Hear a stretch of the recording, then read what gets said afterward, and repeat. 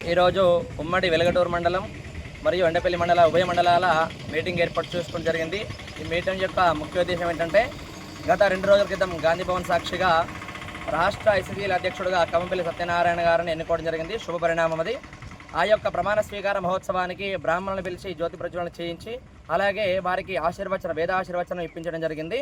ఆ సమావేశంలో అందరూ మాట్లాడుతూ, అలాగే తుంగతుర్తి ఎమ్మెల్యే గారైనటువంటి మందల సామెల్ గారు మాట్లాడుతూ, ఇదివరకు దాకా ఒక బ్రాహ్మణుడు వచ్చాడు, వాడు లాకొడుకు అన్నాడా ఇంకేమన్నాడా అని తెలియదని బ్రాహ్మణుడు అలాగే వేదాలను కించపరిచినట్టుగా మాట్లాడడం జరిగింది.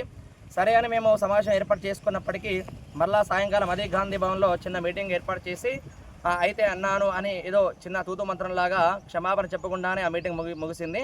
సరే అని మేము ఊకున్నప్పటికీ కూడా ఈరోజు మళ్ళీ అసెంబ్లీ ప్రాంగణంలో కవంపల్లి సత్యనారాయణ గారు వారు మాట్లాడినటువంటి మాటలు సమర్థిస్తూ, అవునండి మా యొక్క కాంగ్రెస్ పార్టీకి మీ యొక్క హిందుత్వానికి మీ భావజాలాలు సరిపోవు, మా అన్నీ కూడా సెక్యులర్ భావజాలాలని అసెంబ్లీ సాక్షిగా వారు మాట్లాడడం జరిగింది. కనుక అయ్యా, మీరు ఒక వైద్యుడు, ఒక మంచి మేధావని మా దృష్టిలో ఉంది, మీ గురించి మంచిగా విన్నాం, మీరు ఆ మాటలు సమర్థిస్తారని అనుకోలేదు. మేము వైద్యో నారాయణో హరిహని అంటే ఒక డాక్టర్ గారిని వైద్యంలో నారాయణలో చూసుకుంటాం. కనుక మీరు బేషరతుగా తప్పకుండా వారి సామెల్ గారితో తప్పకుండా మీరు క్షమాపణ చెప్పించాలి, లేకుంటే తప్పకుండా 2 రోజుల తర్వాత మేము సామెల్ గారి క్యాంపు కార్యాల ముట్టడిని ఏర్పాటు చేస్తాము. తప్పకుండా బేషరతుగా మాకు క్షమాపణ చెప్పాలని హిందూ ధర్మానికి అలాగే అర్చకులకు పురోహితులందరూ కూడా బేషరతుగా క్షమాపణ చెప్పాలి. జై అర్చక, జై అర్చక.